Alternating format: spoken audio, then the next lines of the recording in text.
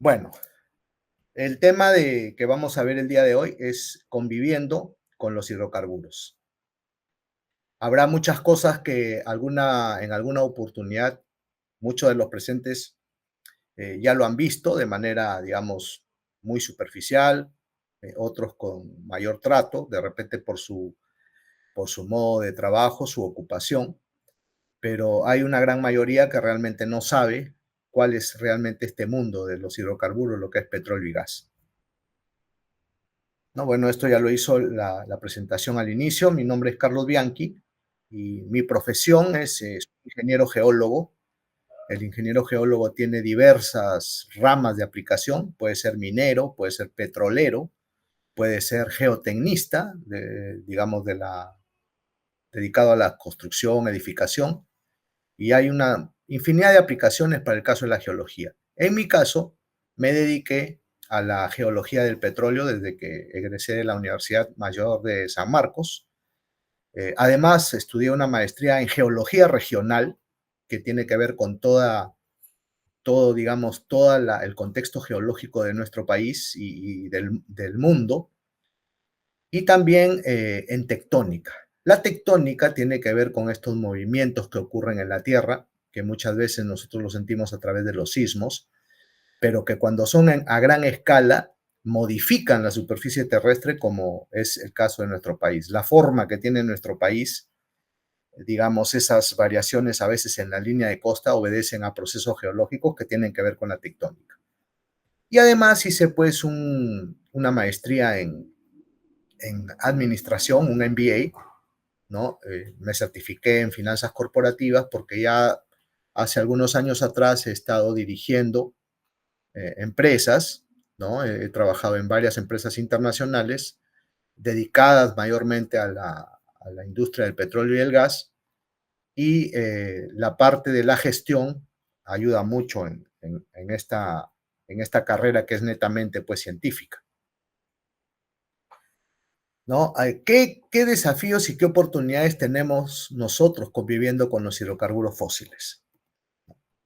Primero quería mostrarles esta noticia que tiene que ver con la especialización que va a ser sobre los derrames de hidrocarburos, de petróleo y gas y sus impactos en la sociedad, en el medio ambiente, en la sociedad civil. Justo el día 11 de marzo de este año, del 2025, sale esta noticia en el Comercio, ¿no? Que dice: barco petrolero y cargueros chocan entre las costas de Inglaterra. Entonces, ¿esto qué demuestra? Que todas aquellas naves o aquellas empresas que se encuentran en alguna de las fases de la cadena de valor de los hidrocarburos están sujetas a este tipo de accidentes, están sujetas a este tipo de problemas, ¿no? Que ocasionan lo que ha sucedido en nuestro país últimamente, que es el vertimiento de hidrocarburos al mar. En algunos casos, en otros casos ocurre en tierra. A veces se rompe o cortan el oleoducto norperuano, el tubo que transporta el crudo de la selva a la costa, y ocasionan un daño ambiental. Ahora, esto que no deja de ser un accidente lamentable porque acá, como se menciona, se vierte combustible al mar, ¿no?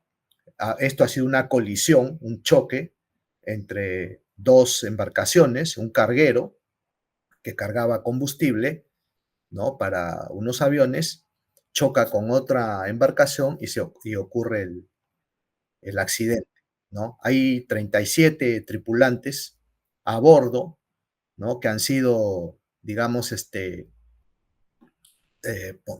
puestos a buen recaudo, y esta colisión ha desencadenado en una, digamos, importante operación de rescate por botes salvavidas, aviones de guardia costera y embarcaciones comerciales, ¿no? Acá lo que puede ser rescatable de manera positiva es la reacción que hay de las autoridades, que muchas veces en nuestro país esta reacción, o sea, atacar ya el problema, tratar de mitigar el problema, demora, ¿no? Y demora porque nada está organizado. ¿no? Entonces, si es que no se ataca de una manera rápida estos derrames de petróleo, el petróleo, en el caso de que esto sea vertido al mar, por las corrientes, por los vientos, este petróleo se mueve de un lugar a otro y a su paso va pues contaminando fauna, flora, el medio ambiente y altera todo el ecosistema. Y aquellos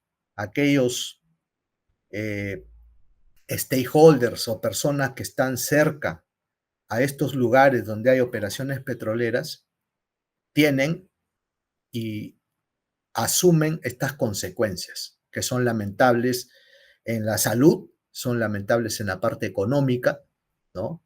Y muchas veces pasan los años y no se resuelve en realidad todo el problema que ha sido causado por esta situación. La pregunta del millón aquí es, ¿esto se puede evitar? ¿No? Porque, ojo, así como hay derrames ocasionados por, digamos, accidentes, ¿no? También hay emanaciones naturales de hidrocarburos, tanto en el mar como en tierra, y esto lo vamos a ver un poco más adelante, ¿no? Es un tema que sale naturalmente desde el subsuelo y se forman a veces pequeños charcos o pequeñas evidencias de hidrocarburos en la superficie, ya sea en el mar o ya sea en tierra. Esto, a los geólogos como yo de petróleo, nos ayuda como evidencia para nosotros poder buscar los yacimientos, o sea, poder evaluar qué tipo de hidrocarburo está saliendo del suelo y poder prospectar, poder buscar nuevos yacimientos, que es una actividad, digamos, que tiene muchos años y que está actualmente, se está explorando y se está buscando en nuestro mar, se está buscando en nuestra selva y se está buscando en nuestra costa y sierra, perdón. Entonces, eso es la parte natural, que también nosotros tenemos que convivir con ello, ¿no? Quizás no en Lima, que es una ciudad, digamos, una metrópoli totalmente turizada, pero hay lugares en nuestro país donde a veces han denunciado la presencia de hidrocarburos. Imagínense en medio de una casa, ¿no? Que está saliendo naturalmente del suelo a través de una fisura, de una falla, de una discontinuidad en el subsuelo y aflora. Eso ha sucedido en algún momento, por ejemplo, en la ciudad de Chiclayo. Una señora se acercó a las autoridades a decir, oiga, en el patio de mi casa está saliendo petróleo, ¿no? Y esta casa estaba pues totalmente céntrica, a 2 cuadras de la Plaza de Armas de Chiclayo. Esta señora, bueno, era una cosa que estaba saliendo naturalmente del subsuelo y lo que ella pensaba era, digamos, mirándolo como un negocio, ella quería saber cómo podía colectarlo y cómo podía venderlo, ¿no? Pero eso hay manera también de mitigarlo, pero es una cosa que es natural. Yo me refería al caso de donde hay operaciones petroleras, donde hay se manipula, ¿no? Se manipula hidrocarburos, que en su concepto debe ser un sistema cerrado, desde la producción de los pozos es un sistema cerrado, pasado por tuberías totalmente cerradas a tanques, de allí pasar los aductos y de allí llegar a una refinería donde se va a procesar el hidrocarburo, el petróleo, y convertido después en combustibles y en todo lo que vamos a ver, ¿no? Si hay manera de prevenir, ¿no? Este tipo de accidentes. Entonces, sí hay. Obviamente, esto obedece a un plan que debe ser estrictamente cumplido por todos aquellos, ¿no? Que trabajan con hidrocarburos. Entonces, lo que ha pasado, por ejemplo, en Perú, en Pampilla, hace algunos años, lo que ha pasado últimamente en la playa de Lobitos, este accidente, porque es un accidente, es algo que se produce, ¿no? Que nadie desea que pase, pero algo ha tenido que ver el ser humano para poder, digamos, fallar y que esto ocurra. muchas veces también, y esto hay que decirlo, es ocasionado por terceros. Por ejemplo, hemos escuchado en las noticias que muchas veces, a manera de protesta, ciertas comunidades o ciertos stakeholders que viven cerca a instalaciones de petróleo como un oleoducto, ductos o lo que fuere, ellos tratan de cortar esto a manera de protesta, o sea, de reclamar al Estado alguna necesidad que tienen que cubrir y ocasionan estos derrames. Eso obviamente también debe ser pues sancionado porque en realidad están perjudicando su mismo hábitat con, con esta situación. Pero coincidió con esta masterclass, digamos, esta noticia y quería ponerla como primera imagen para que ustedes vean que estamos expuestos a todos aquellos que trabajamos en esta industria y es lo que debemos planificar bien para evitar que esto ocurra. Acá, de hecho, algo ha sucedido porque es el choque de dos embarcaciones.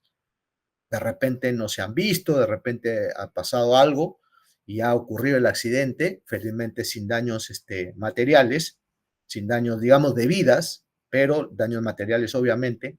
Pero lo que había que rescatar aquí es que la respuesta de las autoridades ha sido de inmediato.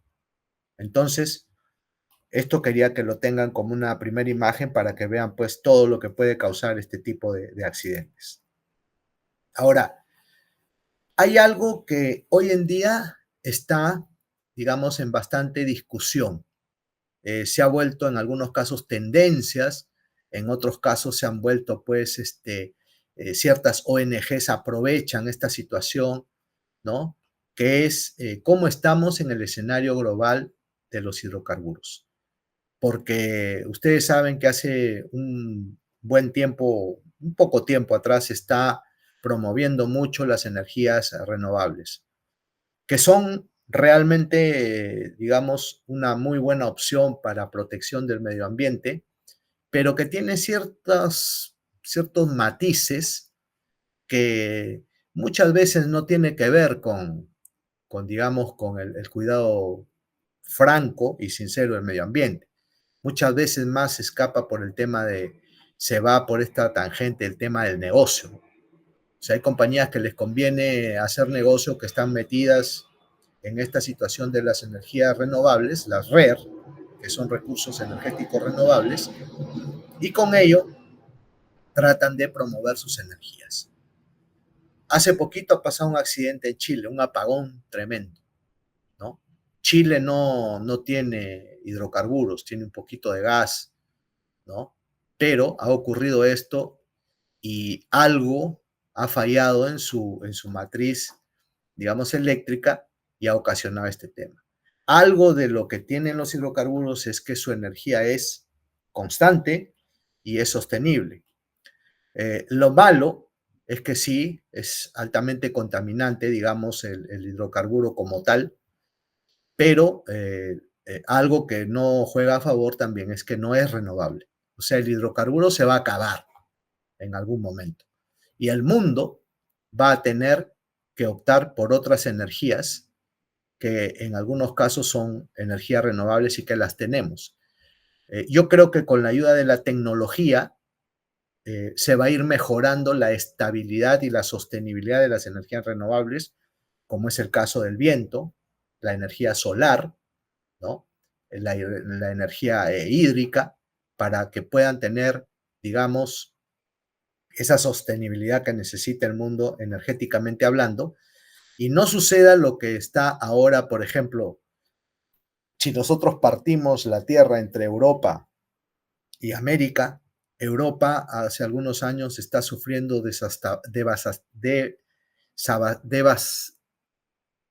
desabastecimiento energético. En algunos lugares, en Italia, en España, han estado regulando el uso de la luz, el uso del aire acondicionado o el uso de, digamos, de los calentadores, ¿no? Porque tienen muy marcado etapas de verano y muy marcado etapas de invierno. ¿Por qué? Porque ellos dependen de Rusia en el caso del gas. O sea, la energía que provee el gas a través de Rusia, que tiene prácticamente un dominio en ductos en Europa ha ocasionado estos desabastecimientos, ¿no? Que aquí en el lado de América no los tenemos. Es más, nosotros como aportantes de carbono a la atmósfera somos muy pequeñitos. Por suerte tenemos pues el Amazonas, todas estas áreas verdes, que en algunos casos, incluso en estas zonas verdes, se puede ver que hay actividades que no son legales, que están alterando el medio ambiente. Entonces es allí donde también las autoridades deben enfocarse, ¿no? Me refiero al caso de Madre de Dios, ¿no? Y otros casos, tala ilegal de árboles y todo ese tipo de cosas. Pero el escenario global de los hidrocarburos hoy, ¿no? Como dice aquí, el petróleo seguirá siendo un commodity, ¿no? ¿Qué es un commodity? Es un término en inglés que se refiere a una materia prima o un producto básico que se comercializa, se vende, se compra y se utiliza en el ámbito económico. O sea, el petróleo seguirá siendo un commodity indispensable para la humanidad en el proceso de transición energética. Ahora, la industria debe mostrar su resiliencia a los cambios y retos de la lucha contra el cambio climático. O sea, esta industria petrolera, lo que quiere decir acá, debe adoptar estos cambios y retos que nosotros tenemos para la lucha contra el cambio climático. Por ejemplo, la demanda asegurada. Según la Asociación Internacional de Energía, la demanda mundial de petróleo va a crecer, ¿no? Uno diría, si ahora estamos promoviendo el uso de energías renovables como el viento, el sol, eh, el, eh, el agua, que es la energía hídrica, ¿no? ¿Cómo es posible que esto siga creciendo? O sea, esa necesidad de seguir contando con los hidrocarburos fósiles siga creciendo si por otro lado estamos tratando de migrar hacia otras energías. Bueno, mientras la energía que domina el mundo sea más barata, obviamente la gran mayoría de la población mundial va a decidirse por esas energías, ¿no? Yo siempre decía, por ejemplo, cuando uno quiere comprar un auto eléctrico, ¿no? Que ahora están, digamos, bastante de moda, ¿no? Uno hace todo el esfuerzo para comprarse un vehículo nuevo, va a la tienda y tiene dos modelos idénticos en forma, en chasis, en todo, pero uno es eléctrico y el otro es a gasolina o a combustión. Y bueno, dice, yo soy una persona que quiero cuidar el medio ambiente y quiero comprar el auto eléctrico. Bueno, el señor, el vendedor le dice, mire, el auto eléctrico cuesta 20,000, me invento el número, y el auto a combustión cuesta 11,000. Ah, no, dice el tipo, no.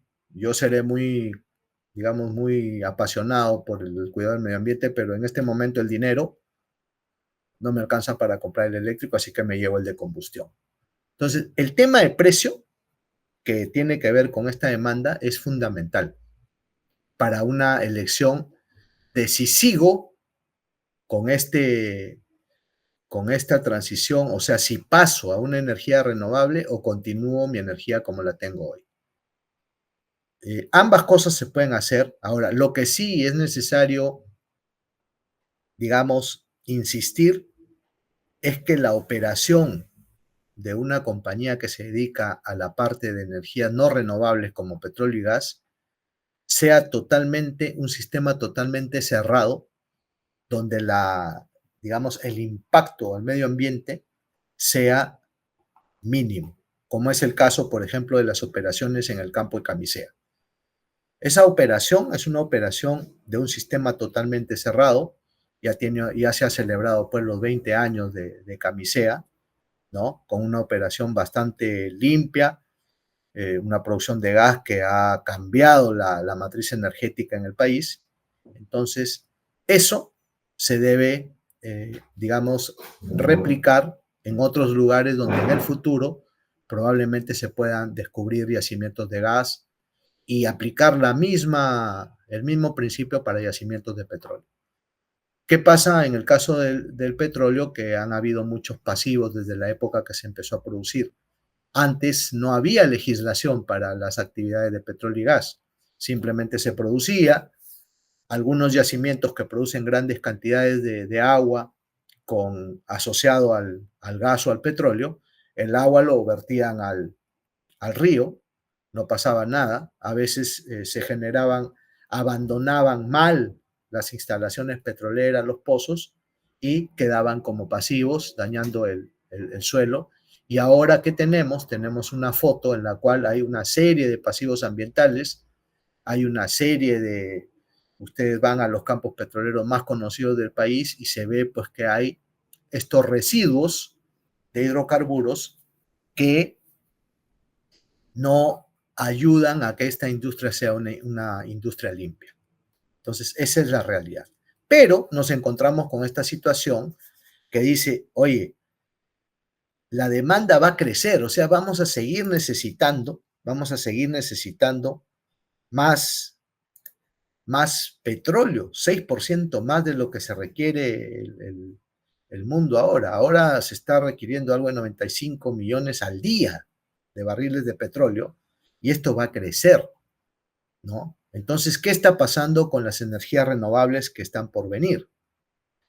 Hoy en día, por ejemplo, hay compañías petroleras que extraen petróleo o gas, pero que sus instalaciones, sus campamentos, su infraestructura, las alimentan de energía, no con el mismo, digamos, el diésel o estos hidrocarburos que se generan de las mismas operaciones de petróleo y gas, de la misma extracción, pero, por ejemplo, usan la energía solar para dar energía a sus campamentos, a la infraestructura que tienen, ¿no?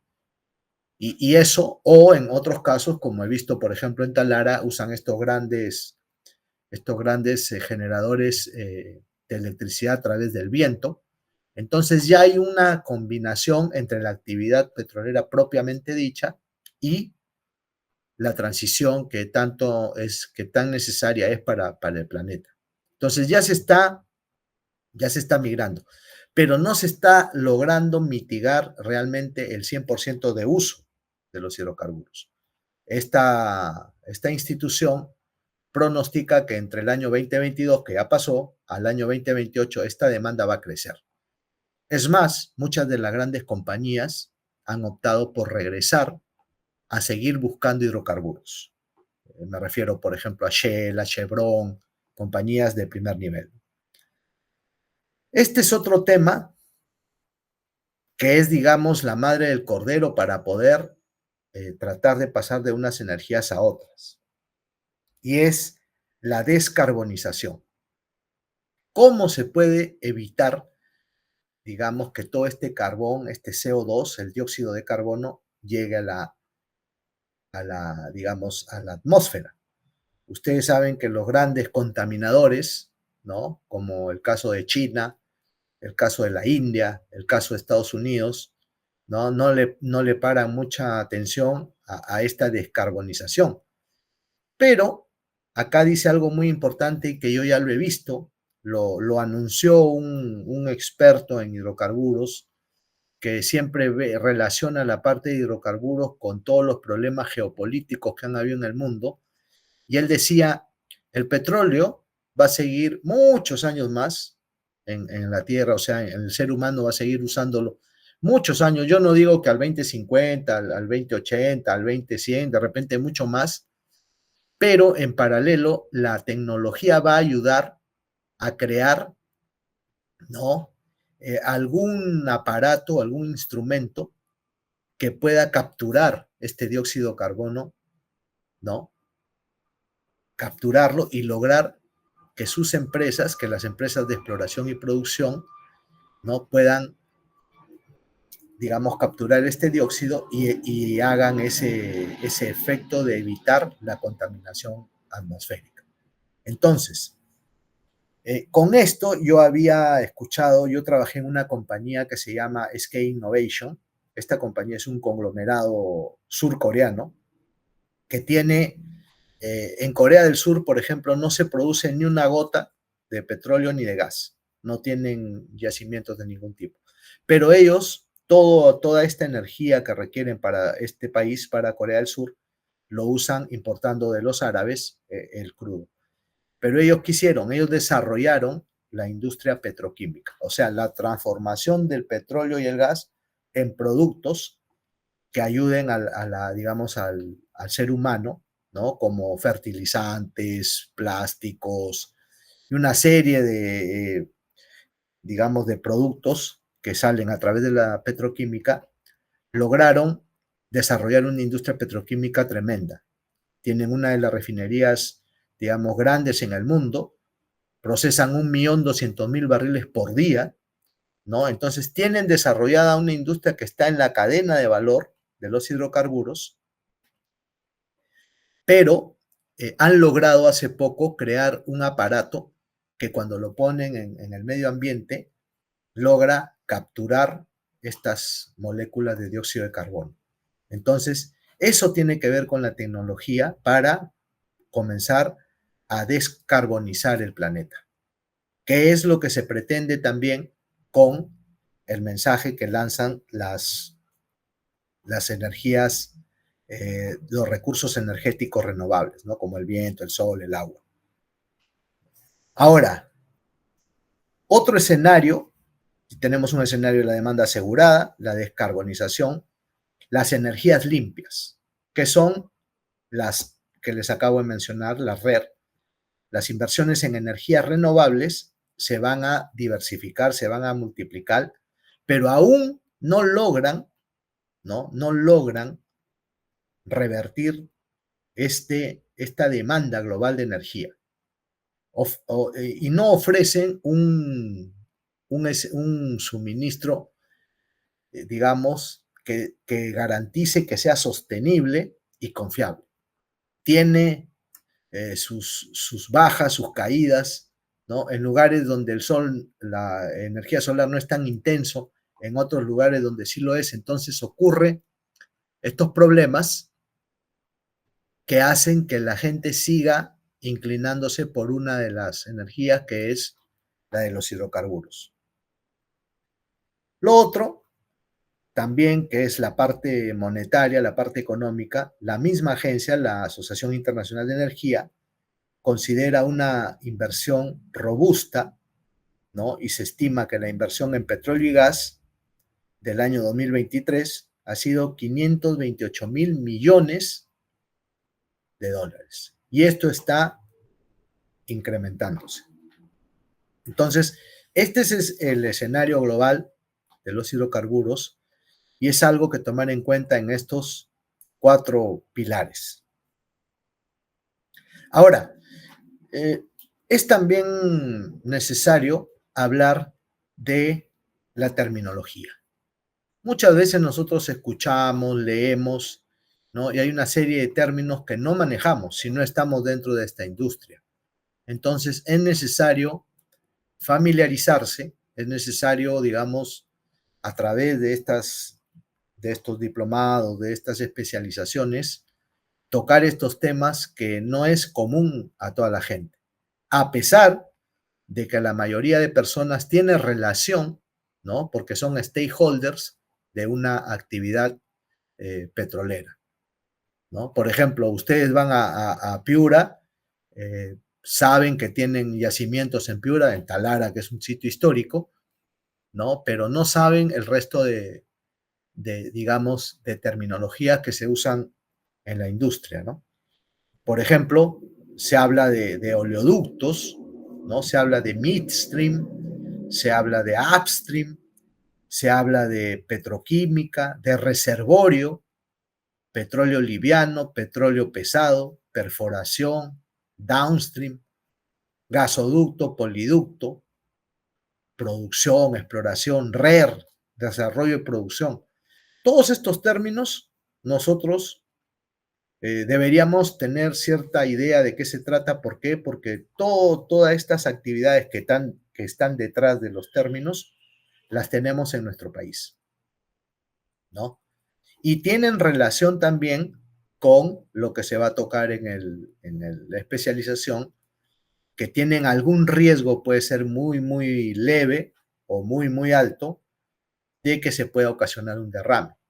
Porque, por ejemplo, en los oleoductos se transporta hidrocarburos, se transporta petróleo liviano, que parece muy, muy líquido, y petróleo pesado, que parece una melaza, ¿no? Se transportan a través de estos oleoductos, se llevan de un lugar a otro, y por lo que mencionábamos al inicio, pues hay cierto riesgo de que pueda ocurrir un derrame.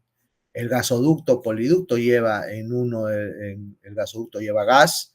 Si es poliducto, en uno de los tubos lleva los líquidos del gas, en otro tubo lleva el gas seco, el metano, y esto lo tenemos.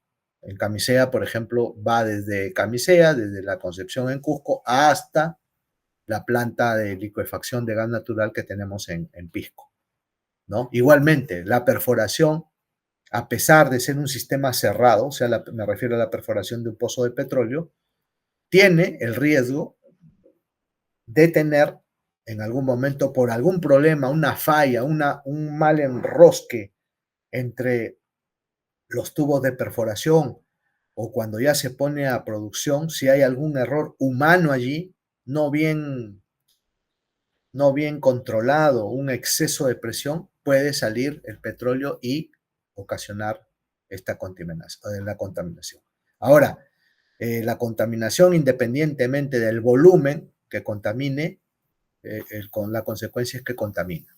Entonces, todos estos términos en algún momento se va a tocar en el diplomado, y ustedes pues no se queden, digamos, con la duda, y pregúntenlo y traten de que se les aclare cierta terminología para que como sociedad civil y como stakeholder de estas actividades puedan saber realmente de qué se trata.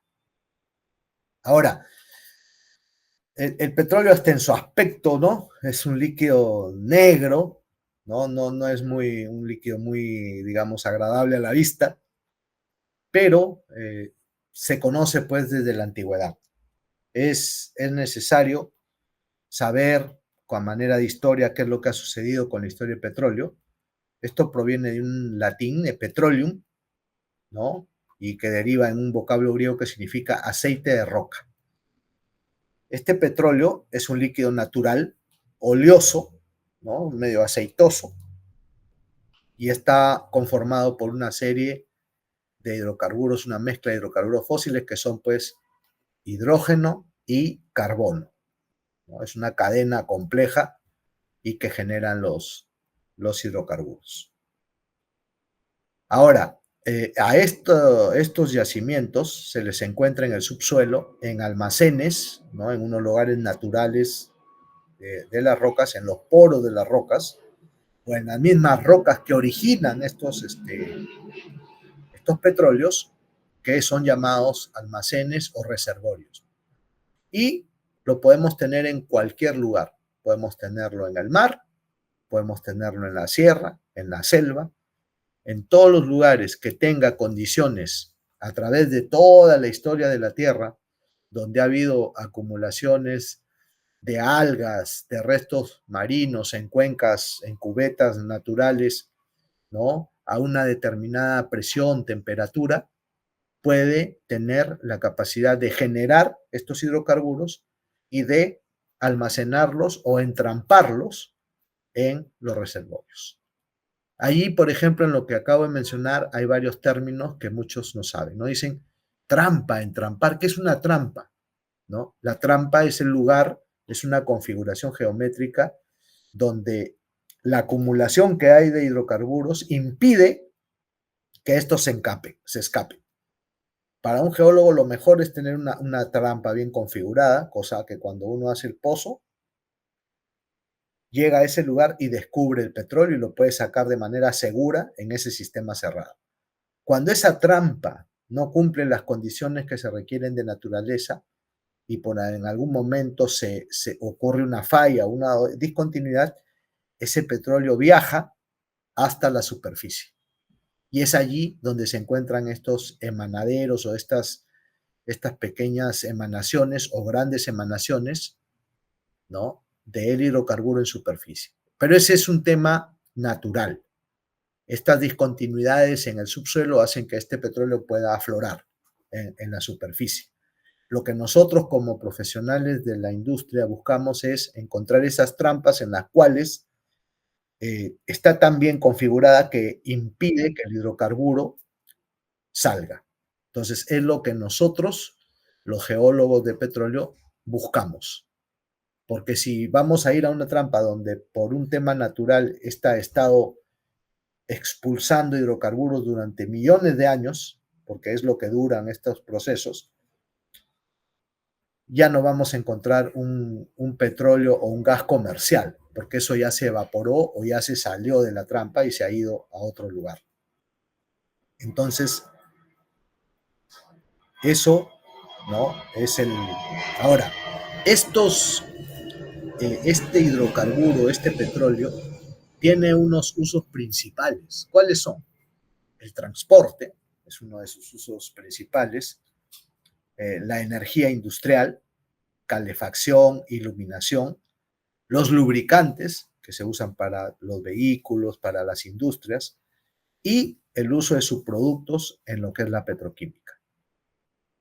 Hoy en día se está promoviendo la industria petroquímica y lo que digamos, se quiere es usar el petróleo, ¿no?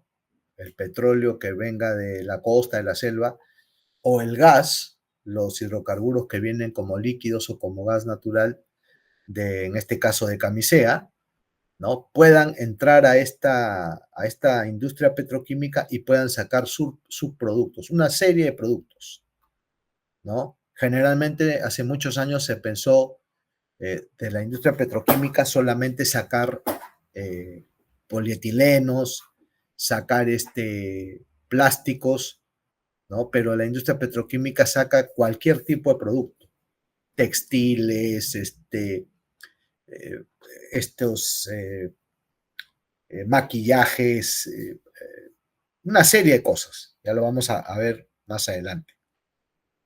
Ahora, históricamente, ¿no? Se ha demostrado que este hidrocarburo era desde la prehistoria, desde pobladores prehistóricos de América Central, México, Estados Unidos, ya lo usaban, ¿no? Lo usaban como un impermeabilizante o también lo usaban para generar luz, ¿no? Por eso dicen, en el viejo continente, en Europa, a épocas mucho más lejanas, pues hay constancia de su utilización para calefacción e iluminación por aquellos antiguos habitantes de Persia, Asia Menor, China y regiones del Mar Caspio. O sea, ya eran conocidos, imagínense, hace varios miles de años, este líquido oleoso, oleaginoso, para generación de energía de manera muy rudimentaria. A medida que ha ido pasando, que ha ido avanzando la industria, ya esto se ha hecho, pues se ha ido innovando tecnológicamente y ahora es por eso que tenemos esa dependencia de los hidrocarburos. El empleo de bitumen, ¿no? O asfalto, que data desde los primeros habitantes de la márgenes del río Eufrates, donde este material era utilizado para calafatear sus embarcaciones o canoas, o sea, impermeabilizarlas. Ya usaban el hidrocarburo. Entonces, como lo han tenido a la mano en lugares donde realmente podían tener el uso directo, le comenzaron a darle uso y veían, por ejemplo, que este hidrocarburo no se mezcla con el agua y lo usaban como impermeabilizante, lo usaban para generar iluminación, también lo usaban como en temas médicos y este ha sido como ha ido progresando el hidrocarburo. Inclusive en la Biblia se menciona, ¿no? Que tenía propiedades especiales, ¿no? Se demuestra también que las piedras utilizadas en la construcción de este palacio de Nabucodonosor fueron unidas entre sí con este producto. O sea, lo usaban como era un producto tipo bitumen pastoso, lo usaban para unir las piedras que iban edificando sus castillos, ¿no? Dice, probablemente el betún utilizado para calafatear, o sea, para impermeabilizar el arca de Noé, era de la misma sustancia y la extraían del mar muerto. O sea, tiene una larga historia el hidrocarburo, ¿no? Pero todo empieza comercialmente, industrialmente, a raíz de este señor, el coronel Drake, quien pone el primer pozo de petróleo en Pensilvania. El petróleo, como dice acá, se conoce de la prehistoria. La Biblia lo menciona como betún o como asfalto. Eran los usos que le daban. Los indígenas de la época precolombina en América lo usaban también como impermeabilizante en sus embarcaciones, lo que acabo de mencionar. Pero fue esta persona, el señor que está aquí en la foto de barba, ¿no? Quien perforó el primer pozo petrolero en el mundo y fue en 1859 en Estados Unidos. Extrajo el petróleo, ¿no? De una profundidad de 21 metros, que hoy en día eso es prácticamente nada. Hoy se ha llegado a perforar a 6.000 metros, ¿no? 7.000 metros. Hay un récord en un pozo en Rusia que ha llegado a 32.000 metros, pero es conforme la industria ha ido avanzando. Pero este señor marcó el inicio de la industria descubriendo, ¿no? Petróleo de esa profundidad. Fue un día sábado, ¿no? Donde el señor Smith y su hijo retiraron el barreno. El barreno es la herramienta que se encarga de la perforación de un pozo que estaban perforando, y su objetivo era saber hasta dónde habían llegado en su tarea, ¿no? Hicieron la medición de la época, pues con las, digamos, los problemas que tenían en aquel momento, y la medición efectuada anteriormente era de 23 metros. Entonces observaron que a poca distancia de la superficie burbujeaba un líquido oscuro y aceitoso, ¿no? Y con una bomba común lograron extraer varios tambores, son como especie de barriles de petróleo. Entonces, esa muestra de aceite de roca, el viejo montó en su mula y se dirigió al vecino pueblo de Titusville para pregonar la noticia de que el sueño de este señor Drake se había hecho realidad. Entonces fue así como empieza la industria. Pero 2 años antes de esto, este coronel, Edwin Drake, había visitado la zona para determinar, era un, digamos, un pionero, un buscador, un explorador, ¿no? Quería determinar la posibilidad de producir petróleo en las tierras pertenecientes a la Pennsylvania Rock Oil, porque había muchas evidencias en superficie, pero simplemente no se había tratado de extraer mediante una perforación, que en aquella época no era una perforación rotatoria como lo es hoy día, sino era una perforación a percusión. Se golpeaba, ¿no? Y se iba como la misma función que hace un clavo al ir llegando hasta el lugar donde puedan, digamos, estar este hidrocarburo, ¿no? Esos rastros de aceite que habían observado en un arroyo cercano era lo que les mencionaba algunos slides atrás, estas evidencias o estos afloramientos de hidrocarburos en superficie. O sea, eso es una evidencia para aquel explorador, en este caso el señor Drake, de buscar, ¿no? Porque hay una evidencia de que está saliendo del subsuelo algo que es, digamos, extraño y diferente a lo que lo rodea en la superficie, le dio una evidencia de que existía un potencial yacimiento en el subsuelo, ¿no? Y esto fue inducido a creer en la existencia de grandes cantidades de petróleo en cavidades subterráneas, en el subsuelo. Y después ya se comenzó pues a desarrollar toda la historia que se conoce. Miren, esto ocurrió en el año, este descubrimiento del señor Drake ocurrió en el año 1859, pero no fue hasta el año 1895, o sea, varias décadas después, con la aparición de los primeros automóviles, que requerían el combustible para poderse mover, ¿no? En los, en los años posteriores se consumiría grandes cantidades en vísperas de la Primera Guerra Mundial, antes de 1914, porque en el mundo ya existían al menos más de 1 millón de vehículos a gasolina. Acá en la foto se ve al señor Carl Benz, que después sería pues la marca esta conocida, la Mercedes-Benz, mostrando su primer modelo, este vehículo bastante antiguo, que fue patentado por la Motorwagen en 1885 en Mannheim, ¿no? Ese fue también un pionero de fabricar este medio de transporte usando, ¿no?, esta gasolina que viene de una refinación del petróleo crudo. Es la misma foto, el mismo señor con su esposa, y miren el tamaño pues del auto. No era una mezcla entre un auto y una carreta, pero con un movimiento autónomo que se lo daba el combustible. Ahora, ya hemos visto cómo ha ido esta historia en el mundo, cómo se ha ido desarrollando. No se olviden que del año de inicio de esta industria, que fue en 1859, ¿no? Y cómo fue la industria en el Perú, ¿no? En 1863, o sea, 4 años después del primer pozo en Titusville, en Pensilvania, hace 162 años, se perfora el primer pozo petrolero en Zorritos.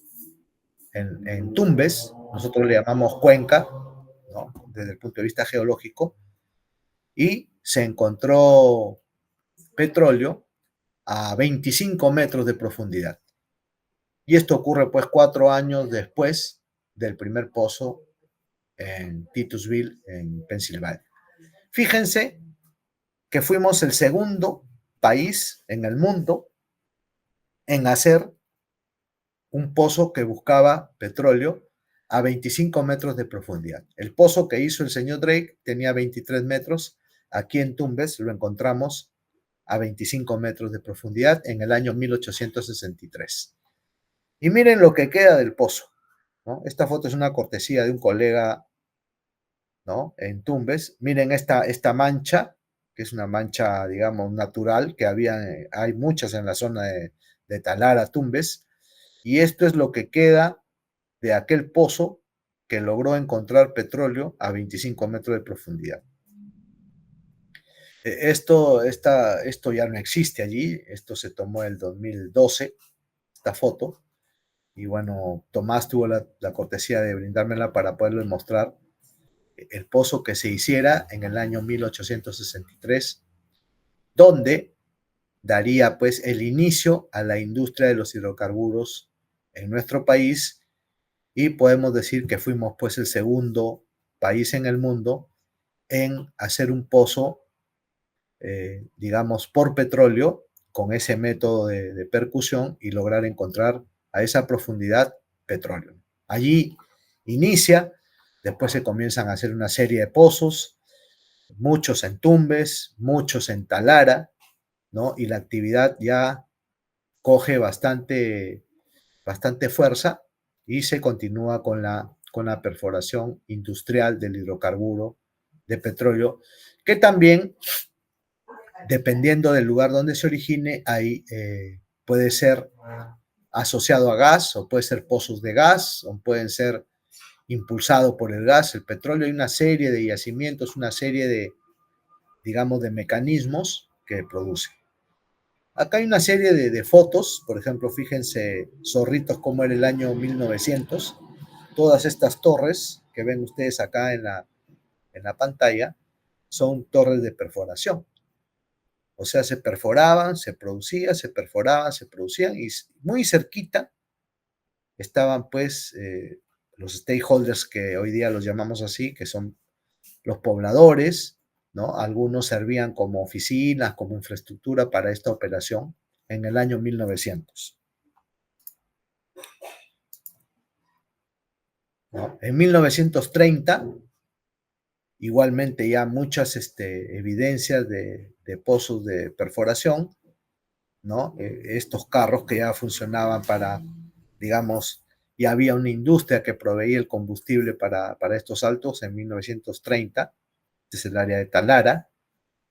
También unas fotografías desde el aire, miren todas las operaciones petroleras, hay los famosos tanques, ¿no? Tanques que todo lo que se producía en los pozos iban a parar a estos tanques para después ser refinados y comenzar a producir, ¿no? Lo que es los combustibles para aviones, para carros y toda la industria que tenemos tan desarrollada hoy,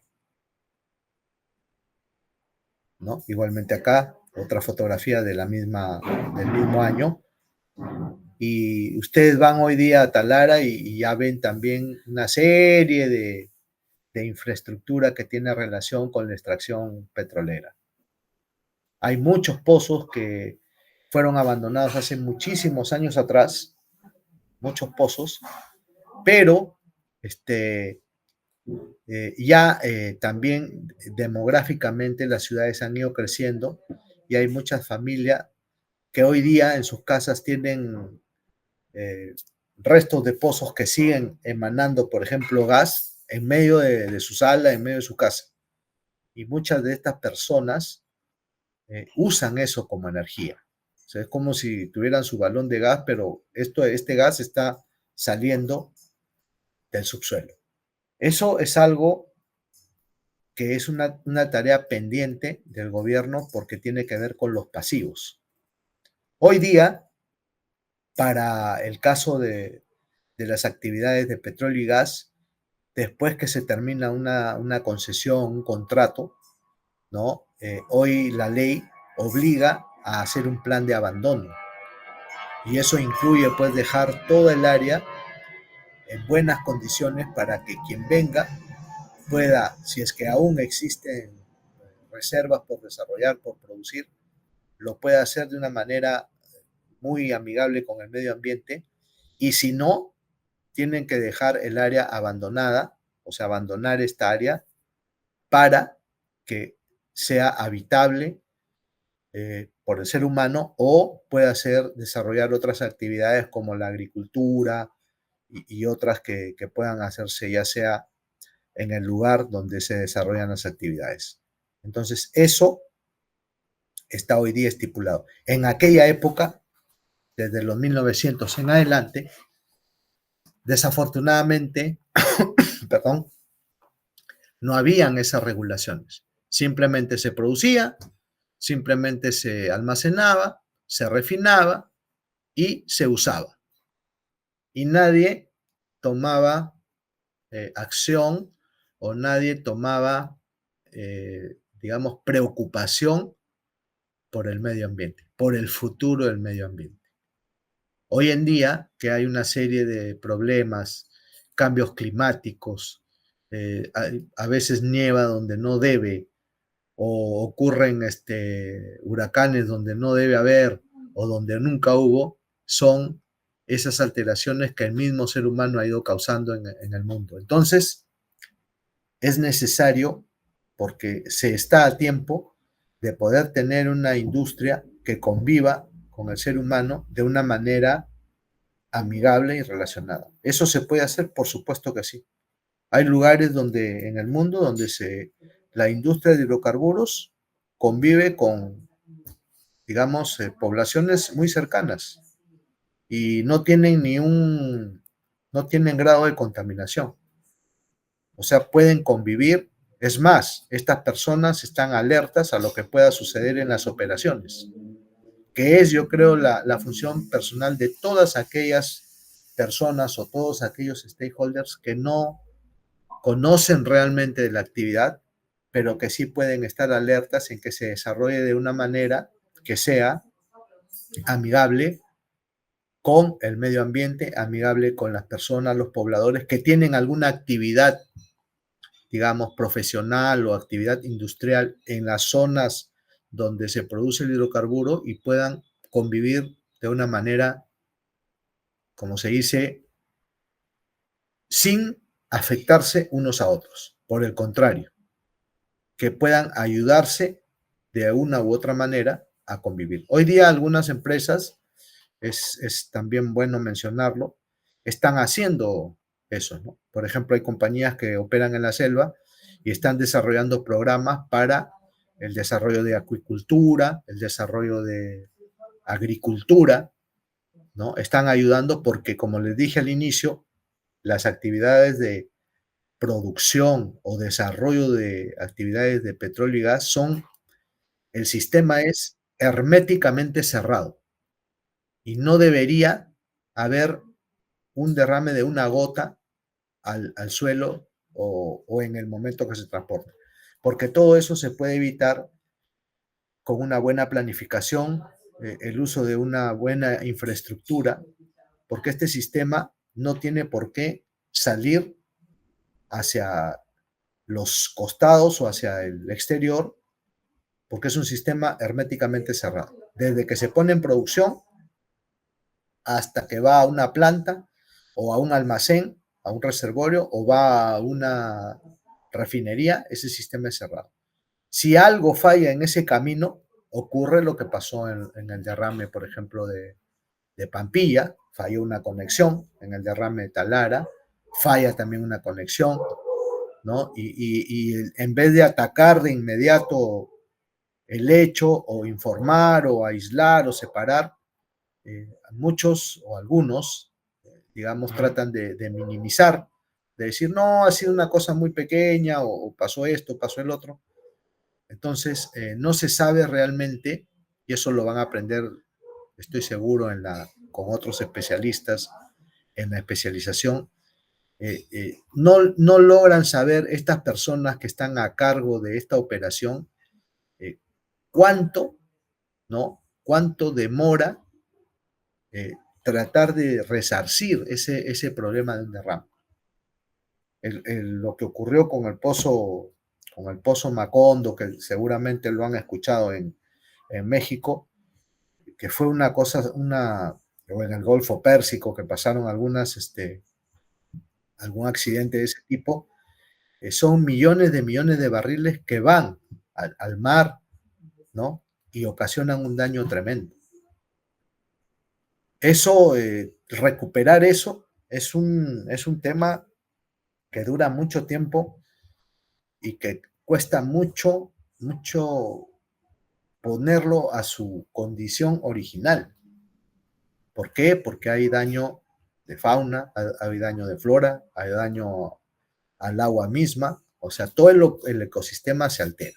Es por eso que hay que tener mucho cuidado sobre este tipo de accidentes y este tipo de cosas que pueden evitarse. Acá están algunos campamentos, infraestructura e instalaciones, son fotos, digamos, de la época. Hay algunas cosas que todavía perduran hoy en día en Talara, si algún día van por ahí. Y también ya en la década del 60 empezó la actividad en el mar. Hemos tenido actividad en el mar en el año 71. Esta compañía, Teneco Union, ¿no? Inicia la perforación en el mar de Zorritos, en esta zona. Comienza a producir, acá en esta zona se ha producido petróleo, gas, hoy día hay empresas que están haciendo exploración en esta zona, en el mar, hay compañías importantes que están estudiando esto, la compañía Total, una compañía grande, importante. Acá está la ubicación de el primer pozo que se perforó en el 63, 1863. Y ustedes pueden ver cómo abrió la cancha, como se dice, para ir a buscar en otros lugares más yacimientos. En el año 65, la compañía Belco Petroleum instala la primera plataforma marina en el campo del litoral. Este campo, que es un campo chiquito en realidad, ha acumulado cerca de 60 millones de barriles desde el año 65 a la fecha. Yo tuve la suerte de trabajar en esta zona. Es más, tengo algunos proyectos que hice en el área litoral. Y Talara tiene pues varios campos petroleros, ¿no? Está Lobitos, está Peña Negra, Lobitos que está acá fue donde ocurrió el accidente está Lobitos, está Peña Negra, está Negritos, donde está Litoral, ¿no? Donde se inició la perforación en el mar de Talara, en el campo litoral. Esta del 71, que fue posterior, fue la operación en el mar de Tumbes, ¿no? En el año 78 perfora nuevamente acá en Tumbes, Belco, ya no Técnico, y encuentra gas, ¿no? Acá están las fotos que ya les he mostrado. En el año del 67 al año 69, ¿no? Esta compañía Belco trajo un barco grande que tiene un equipo de perforación en el medio, e hizo una campaña exploratoria, perforó 52 pozos estratigráficos. Estos pozos es importante porque no se pueden poner a producción, simplemente se perfora y lo que sacan de la perforación les ayuda a ver si tiene o no condiciones de producir.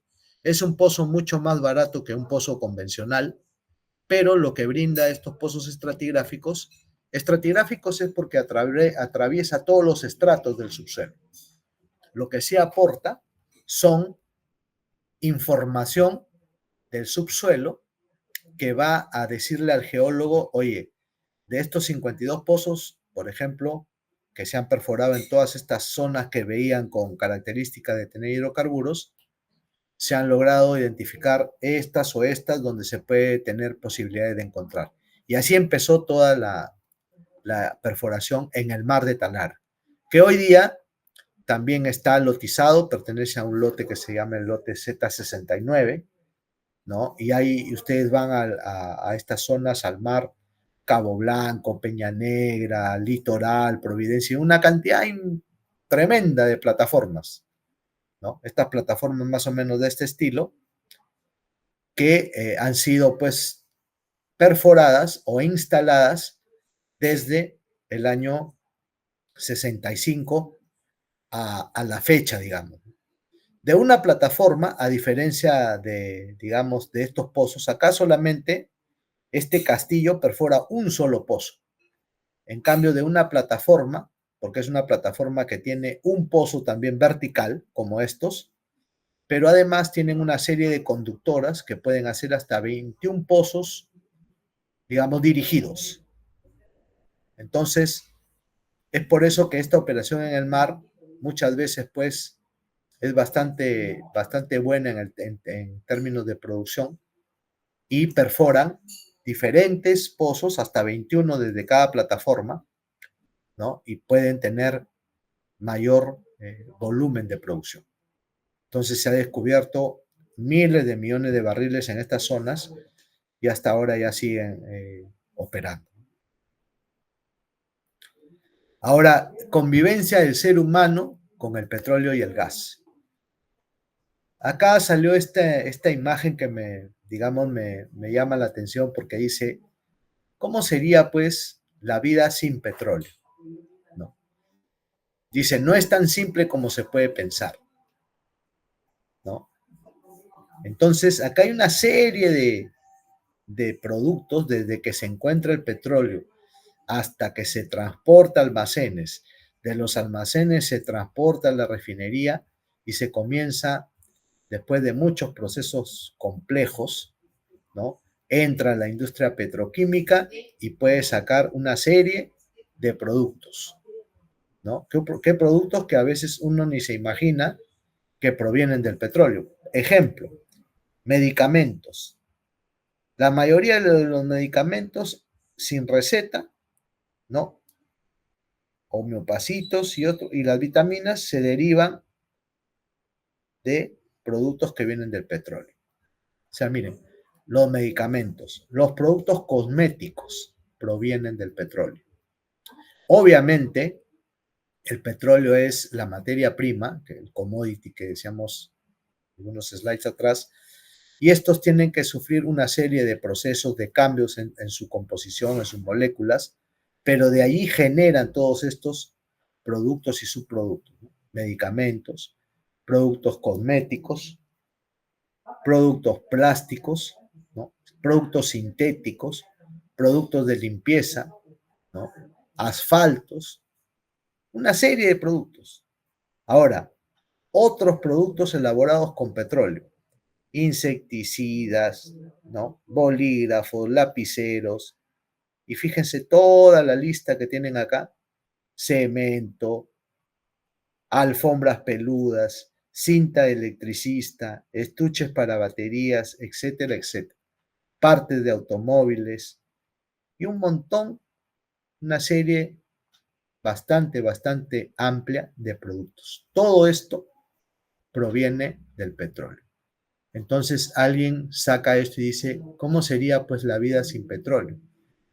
La vida sin petróleo significa, digamos, prescindir de todo esto que hoy día muchos a diario usamos estos subproductos, ¿no? Ahora, alguien me dirá, sí, pero el petróleo contamina, el petróleo hace pues una serie de daños al medio ambiente, al clima, sí. Cuando es producido de una manera artesanal o de una manera sin respetar la regulación, por eso vean lo importante que es la regulación para actividades de petróleo y gas, ¿no? Acá creo que hasta estamos sobreregulados en actividades de petróleo y gas. El tema es que nadie cumple la regulación, ¿no? Entonces, fíjense de lo que podríamos prescindir si es que no tuviésemos petróleo. Ahora, sabemos que el petróleo va a acabarse en algún momento. Pero hoy día en la actualidad se está generando petróleo. Porque mientras haya la materia orgánica que pueda generar estos hidrocarburos, el ciclo se va a seguir dando. Entonces, lo que se va a acabar son todos aquellos reservorios que han sido saturados con petróleo, pero no va a ser, como he escuchado en algunos lugares, que el 2050 ya nadie usará petróleo, que todo va a ser autos eléctricos, todo va a ser con energía del sol, con el viento. Eso realmente yo creo que no va a suceder. Tenemos una buena cantidad de años en la cual vamos a seguir conviviendo con el petróleo. Lo que sí debemos hacer es que se produzca, que se extraiga y que la industria esté totalmente regulada y totalmente controlada para evitar los accidentes que son pues motivo de esta especialización. Otra de las cosas ya con figuras, que dice cosas hechas del petróleo, ¿no? Esta lista representa una fracción, ¿no? De lo que comúnmente todos los productos que usamos, digamos, en el día. Fíjense, brochas, cables, estos cables plásticos para luz, las winchas, los sockets, llantas, ¿no? Estos marcadores, sartenes, Ziploc, muñecos, estos temas de los legos, zapatillas, carpas, todo esto, todo, absolutamente todo, proviene del petróleo, ¿no? En mayor o en menor, digamos, escala. Pero todo eso proviene de ahí. Ahora, habrán en el futuro algunas cosas que se produzcan de manera artificial con algún producto que se asemeje al petróleo. Es probable. La tecnología lo puede hacer, ¿no? Hay que invertir mucho en tecnología. Pero hoy en día hay una dependencia mundial de todas estos productos o de este hidrocarburo que es necesario, ¿no? Poner en la balanza y ver qué queremos para nuestra humanidad, ¿no? Y acá hay otra serie ya bajando en escala, por ejemplo, en una casa normal, toda la serie de productos que tenemos en nuestras cocinas, en nuestro hogar, que provienen del petróleo, ¿no? Que con procesos de refinación, de cambios en sus composiciones químicas complejas, llegamos a obtener, ¿no? Bolsas de plástico, macetas para plantas, flores estas artificiales, pesticidas, ¿no? Tazas, sacarina, etcétera, etcétera, todo viene del petróleo. Entonces, imaginémonos cómo sería convivir sin petróleo, o sea, vivir sin este commodity que es tan necesario para la humanidad. Y sobre todo, lo más importante es ponerlo en el verdadero contexto de que es algo que el ser humano necesita, pero que independientemente uno tiene que ver cómo evitar estos desastres ecológicos que lo ocasiona también el petróleo, pero que muchas de las razones tiene que ver con la mano humana. O sea, hay un error en alguna medición, hay un error en alguna actividad que tiene que hacer el ser humano para evitar que ocurran estas desgracias y desafortunadamente no lo hacen y después la consecuencia es tremenda. Algo que es importante que sepan es la cadena de valor, ¿no? ¿Cuál es la cadena de valor de los hidrocarburos? Uno de los eslabones más importantes de esta cadena de valor es lo que le llaman el upstream, que es el upstream está comprendido por la exploración, la búsqueda y la producción. Una vez que la exploración es exitosa, se procede a la producción, ¿no? Y esto es el primer eslabón, y lo he puesto en rojo lo que es exploración, porque exploración involucra los estudios de investigación de geología, geofísica y la perforación. O sea, nadie hoy día puede decir que hay petróleo en un lugar si es que no ha perforado. O sea, hay una serie de evidencias, hay una serie de métodos que dicen que puede haber una acumulación de hidrocarburos en el subsuelo. Sí, pero nadie puede decir, mira, en este lugar hay hidrocarburos en el subsuelo mientras no ha perforado. La perforación es la única manera de comprobar si estos estudios que indican esta actividad de exploración, indican que en un lugar hay hidrocarburos, es la perforación. Si la perforación es exitosa, ya viene la etapa de producción, donde ese hidrocarburo que se encontró se comienza a producir, se comienza a almacenar, se comienza a transportar y ya viene siguiendo los otros eslabones de la cadena. El siguiente eslabón es el midstream, que es la refinación. O sea, todo eso que se ha producido pasa a un lugar donde se van a sacar una serie de productos, como hemos visto en los slides anteriores, una serie de productos para poder, digamos, tener fertilizantes, plásticos, textiles, todos los subproductos, y está en el segundo eslabón, que es el midstream. Si este eslabón existe y no tenemos este no tiene razón de ser. Cuando yo les mencionaba, por ejemplo, el ejemplo de Corea del Sur, que no tiene hidrocarburos, no tiene, su área, lamentablemente, su país no cuenta con estas reservas, ¿no? ¿Qué hacen ellos para poder reemplazar este eslabón que no lo tienen? Este eslabón, los coreanos no lo tienen, pero ellos desarrollaron mucho esta parte, el midstream, pero esto, que ellos no lo tienen en su área, lo lograron importar de los países árabes. Entonces, compraban el hidrocarburo, generaron y desarrollaron tecnología, investigación sobre cómo era refinar, qué productos podían obtener, combustibles, etcétera, etcétera, y desarrollaron esta industria de manera muy, muy eficiente. Son, digamos, bastante importantes a nivel mundial, sin tener el primer eslabón.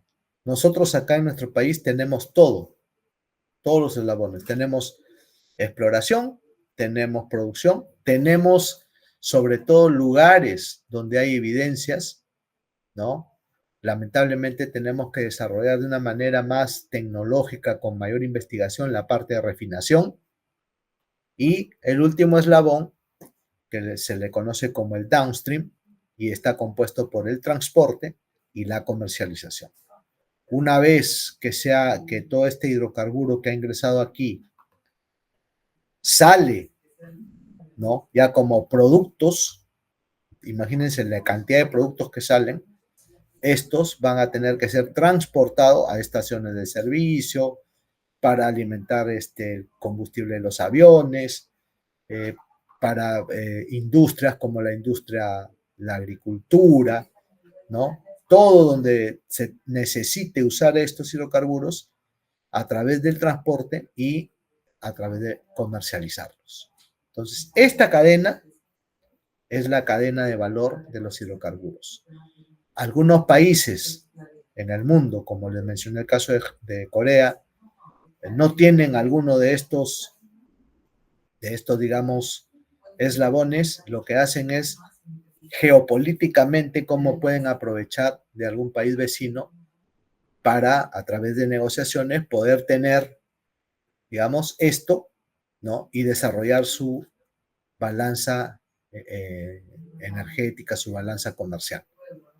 Entonces, muchas veces acá en Perú nosotros tenemos desarrollado algunos en muy poquita escala, otros en gran escala, pero tenemos todo porque, por ejemplo, nosotros no deberíamos importar hidrocarburos, pero lo hacemos. Y eso tiene un costo bastante alto que lo vamos a ir mirando más adelante. Entonces, esto de la cadena de valor tiene estas actividades. La exploración, como les mencioné, que tiene que ver exploración, producción, lo que se llama como el upstream. Acá, ¿qué comprende esto? Comprende evaluación de áreas. O sea, el geólogo va a un área, evalúa, aplica ciertos métodos de evaluación y logra determinar un área donde dice, sí, efectivamente acá hay un lugar donde podemos encontrar hidrocarburos. Realiza la perforación en este caso exploratoria, ¿no? Y determina cuánto de recurso hay en el subsuelo a través de esta perforación. Después confirma con otra perforación u otro pozo, confirma lo que acá he estimado con esta primera. Y después finalmente hace una perforación que delimite el tamaño del reservorio para finalmente calcular las reservas. Todas estas actividades se realizan dentro de lo que es exploración-producción. En lo que es el midstream, que comprende al transporte y la comercialización, acá hay que evaluar una serie de elementos que lo comprenden, por ejemplo, cómo se va a realizar el transporte. Va a ser a través de tuberías, de ductos, dónde se va a almacenar. Necesitamos tener plantas de licuefacción, ¿no? Y si no, ¿cuánto nos costaría o cuánto tiempo gastaríamos en que se construya esta infraestructura? Tenemos refinerías. ¿Cómo vamos a llevar esto que se encontró aquí a las refinerías? Entonces, todas estas actividades comprende, o toda esta evaluación, a grandes rasgos, dicho sea de paso, comprende la parte media o el midstream de esta cadena de valor. Y finalmente, lo que es refinación y petroquímica, que es el downstream. Acá tiene que ver con todos estos procesos de cambio, conversión, transformación, comercialización, transporte nuevamente hacia un usuario final, distribución hacia un usuario final y venta. Entonces, esto es un desglose de lo que hemos visto en el slide anterior. Lo que les comentaba acerca de nuestra balanza comercial de hidrocarburos, que en este caso es negativa. Y es un dato que ustedes también deben tener en la mente porque no es que a partir de mañana yo dejo de producir hidrocarburos, ¿no? Para evitar derrames, para evitar una serie de cosas y paso a hacer o a tratar de suplir lo que nos va a generar la energía o lo que necesitamos de hidrocarburos. Entonces, nuestra balanza comercial, ¿qué dice? Nuestro país necesita, en promedio, 250.000 barriles por día para nuestro consumo interno. Y el último dato de producción más fresco que tenemos es que producimos 45.000 barriles por día entre prácticamente dos yacimientos.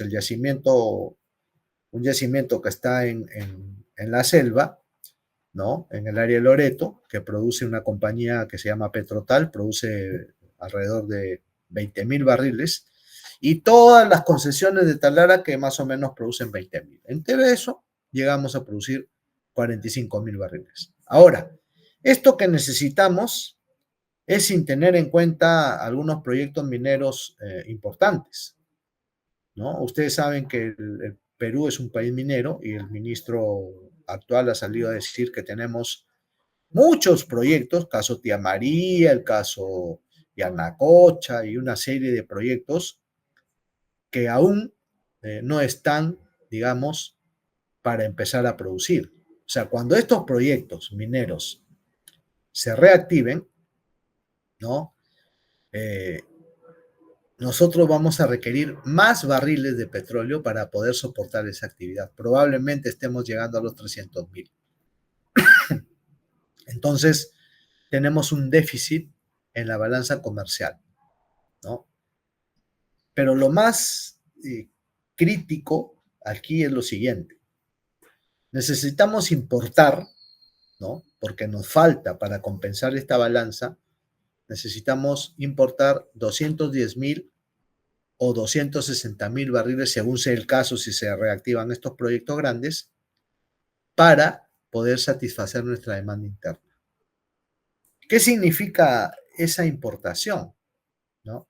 Significa un aproximado de 11.000 millones de dólares anuales en importación. O sea, esto que podría usarse en N cosas para la mejora de los habitantes de Perú, ¿no? Se gasta en esta importación.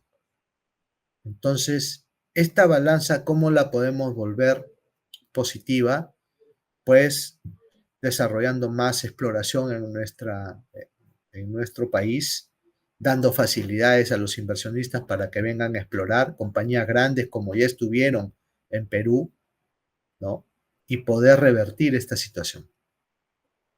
Con esto no podemos, digamos, concluir de que a más producción, a más cantidades de barriles que produzcamos, va a haber mucho más riesgo en derrame y estas cosas. No, no, porque, como les vuelvo a repetir, la producción de un pozo de petróleo es un sistema cerrado. Lo que hay que tener, sí, es una muy buena planificación de cómo controlar y cómo, digamos, cómo estar atentos a cómo funciona esta industria. Esta industria trabaja 24 horas al día, los 365 días del año. O sea, no para. Los que cambian son los supervisores que trabajan por turnos, que tienen ciertas actividades especiales.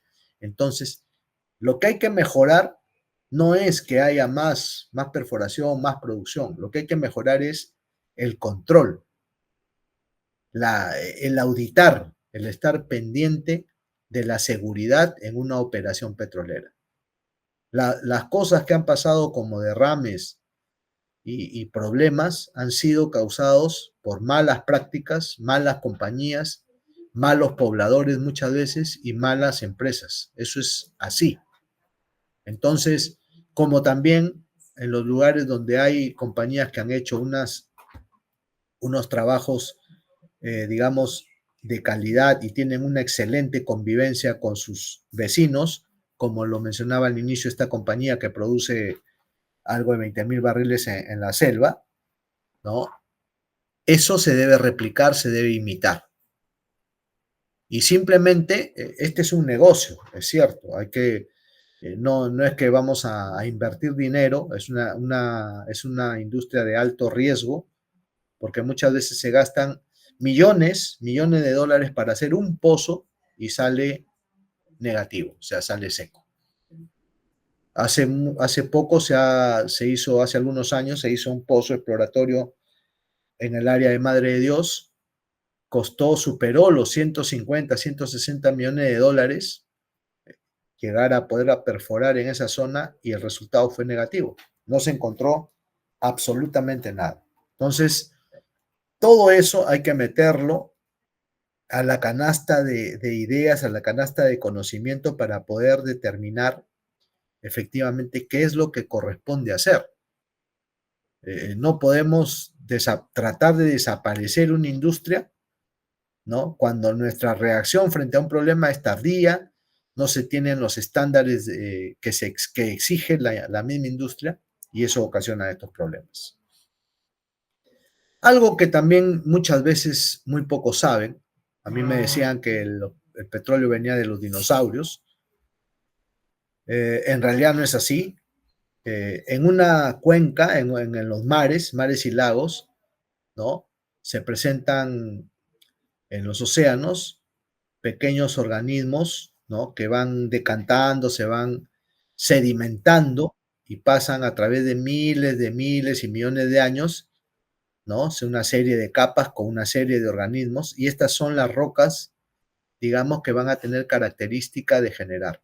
Acá en estos lugares se ejerce pues mucha presión y temperatura, lo cual, ¿no? Genera estas manchitas negras que son los hidrocarburos como el petróleo, acá dice petróleo entrampado, gas entrampado, por densidad de fluido siempre el gas, petróleo y agua, es como está en la naturaleza. Después de muchos estudios hechos por los geólogos, se dice que acá está el lugar donde se debe perforar y acá está pues el pozo que perfora. Es una manera, digamos, bastante simple de decir cómo se forma el petróleo, ¿no?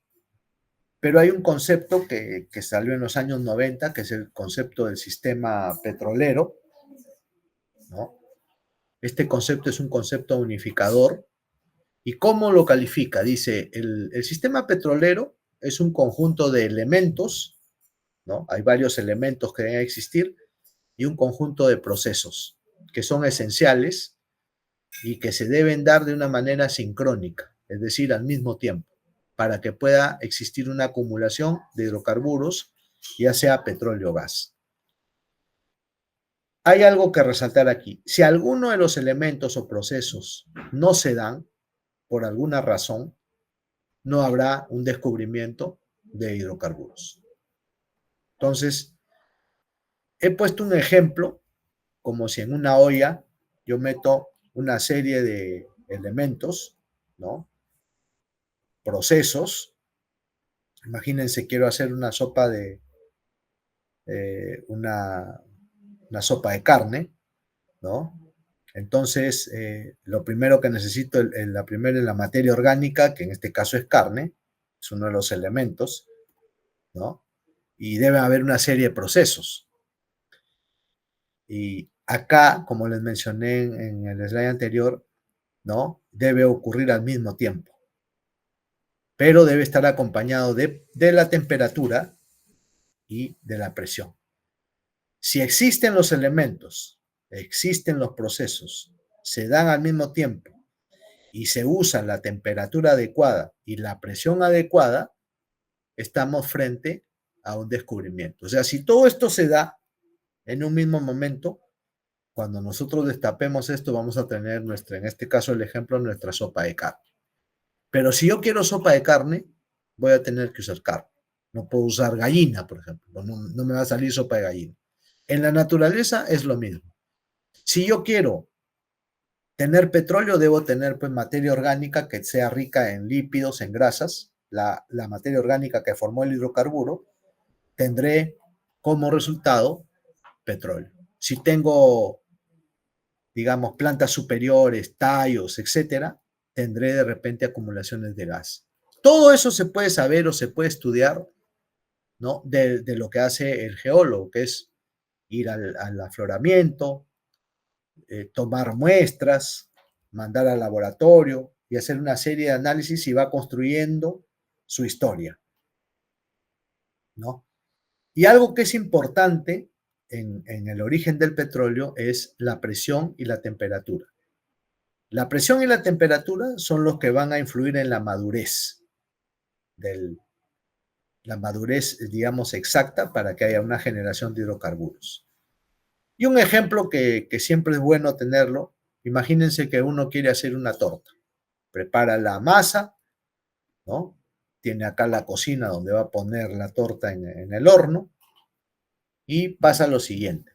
Yo tengo la masa y la pongo a 20 grados centígrados, ¿no?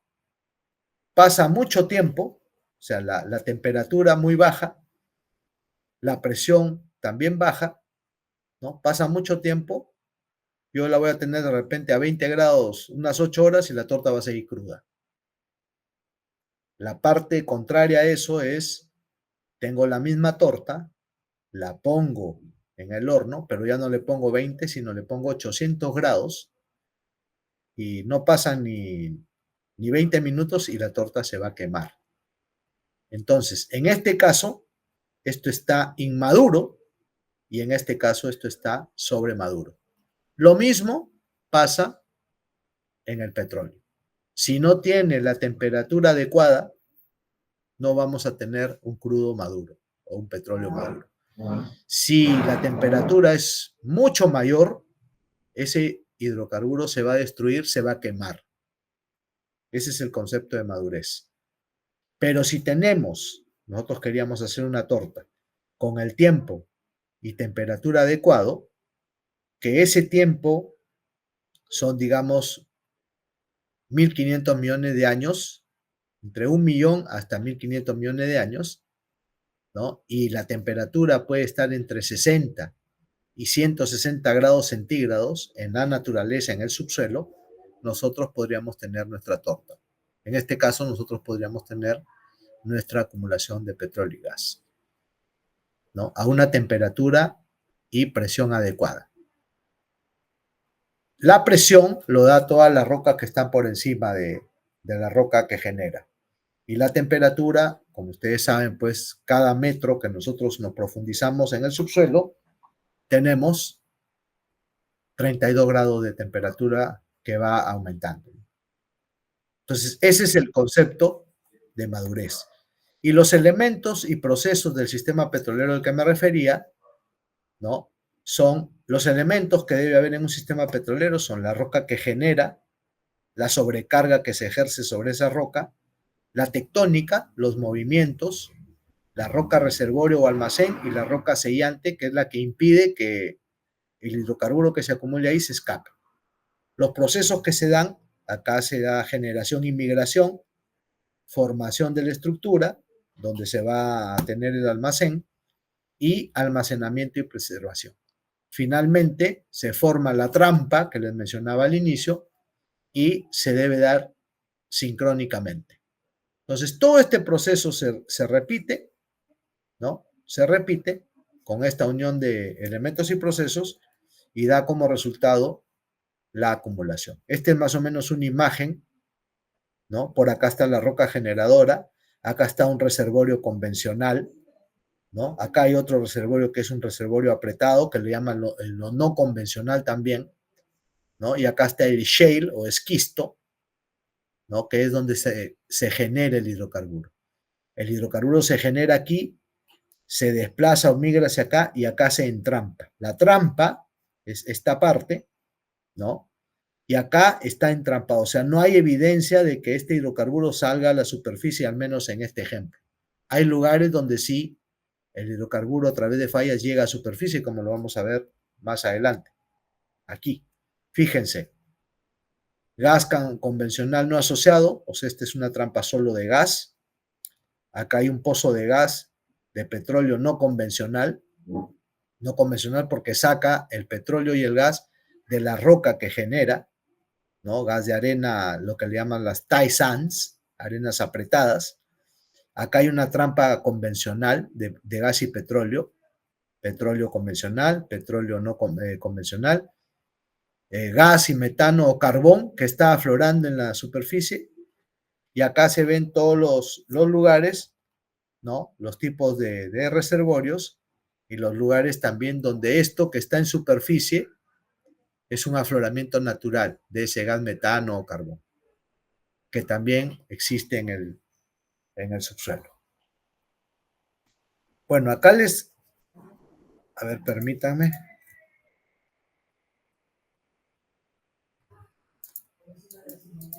Puse un video, pero no sé qué está pasando.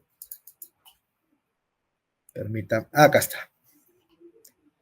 Me dicen si escuchan bien, es un video de 5 minutos. Acá está.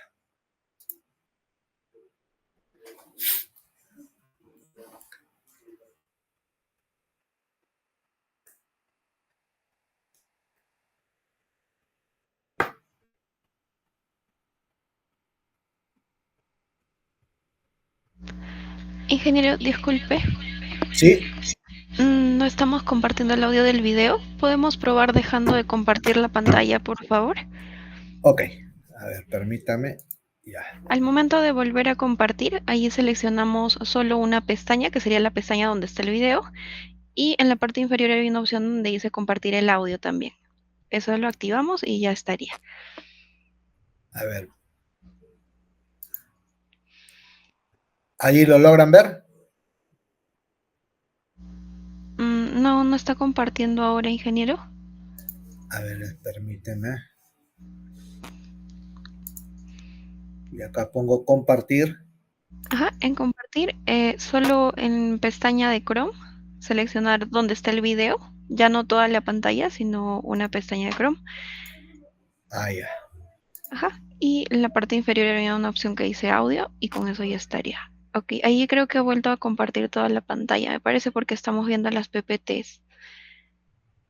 Estás viendo o sea, acá está la PPT no está en modo presentación. Ujú, correcto, sí. A ver, ahí,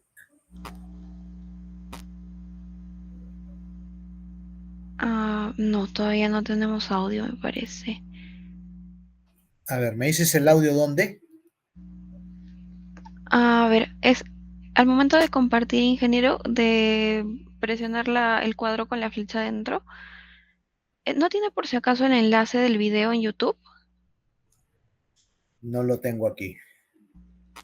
Pero te lo puedo pasar y se los compartes el video después, ¿no? Pero no lo tengo en este momento. A ver, quiero ver. Y a compartir, me dices, pongo ventana y escojo Ajá, la ventana donde están las PPTs. el masterclass. Ujú, correcto. Ya, ahí. Y Y en la parte dice, inferior hay una opción que dice compartir también el audio. Eso lo activamos. dice, para compartir el audio, comparte una pestaña en su lugar. Ajá, correcto. Se debe seleccionar solo una pestaña. No sé si ya la seleccionó o todavía no. Sí, ya la seleccioné. Ok, entonces le damos ya compartir. Ya. Y a ver, reproducimos el video, por favor. Y ahí lo ven el video en la pantalla. Sí, lo estamos viendo. Ya. ¿Escuchan? Ah, me aparece como que todavía no le dio play. Sí, ya le di play. Ahorita empieza. Ahí está.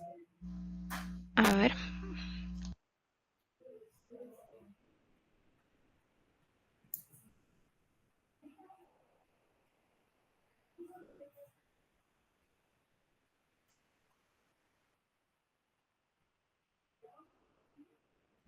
Todavía no se está reproduciendo, ingeniero. No sé si puede darle play otra vez, por favor.